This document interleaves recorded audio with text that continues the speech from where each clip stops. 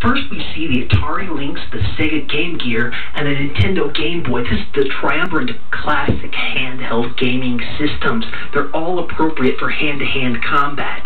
Next to them, we see two systems which took carts designed for home consoles. Those are the Sega Nomad and the Turbo Express. The Turbo Express was the TurboGrafx 16 portable and took very small cards that actually seemed to be designed for a handheld system, whereas the Sega Nomad took Sega Genesis cartridges, which are actually larger than some modern handheld video game systems. Next, we have the WonderSwan Color and the Neo Geo Pocket Color. These are both color systems that were released just before the Game Boy Advance was released and therefore failed completely. A couple of options, if you hate children, is to get them the Pixter or Mattel Classic Basketball. The Pixter is a grayscale monstrosity, whereas Classic Mattel Basketball has flashing LED lights that only people in their 50s and 60s really are nostalgic for. Next, we begin the onslaught of Nintendo products. You see one of the classic Game & Watch watches, the Virtual Boy, aka the Migraine Boy, renowned for giving people horrible headaches from the red graphics, and the Pokemon Mini, the only system truly small enough to fit in your mouth. Much like the Persian Empire, Nintendo products are legion. We see the Game Boy Pocket, the Game Boy Color, the Game Boy Advanced, the Nintendo DS, the Nintendo Micro, and the Nintendo DS Lite.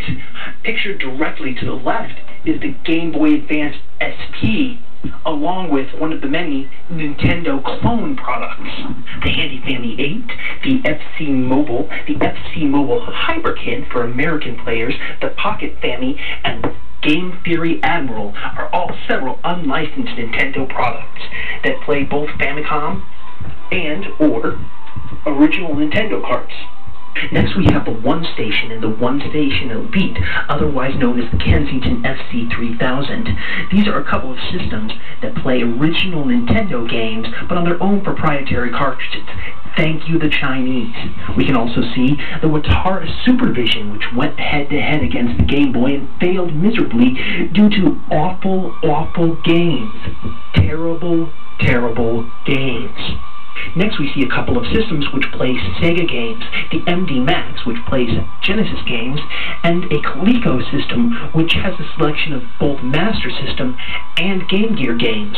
Next, we move down, we can see Sony Game System after Sony Game System, which looks identical to systems which are trying to look like Sony Game Systems. Say that 3 times fast. There's the Sony Portable PlayStation, the Sony PlayStation Portable, the Sony PlayStation Portable Thin Light, the Back to the Barnyard, not a Sony system, and the Advanced Game Player 2, which is not a Sony system. If it looks like a Sony system, but isn't a Sony system, it sucks really, really bad. Do not buy it. Next, we have a near-complete line of the BG Pocket game systems, the Mysticats Go Live View, an MP4 digital player, which is also known as a PlayStation Portable. These are all terrible, terrible systems with very nice screens. We follow that with a set of systems that have both terrible screens and terrible games. A 1-2 KO of suck. The Exchanger game system, the Lexibook, My Grandmother Hates Me and Bought This For Me, and a very excellently bad Star Wars LCD game. Next are 3 systems from the Hall of Shame, the TigerGame.com, the Gizmondo, and the N-Gage. These are systems that got on the fail boat and failed onto parts unknown. That brings us at last to the last 2 systems of the I Am handheld gaming collection. The Tapwave Zodiac, which is a gaming optimized PDA, and the GP2X, a Korean system which runs off Linux. Thank you very much for watching this video, and we'll see you next week.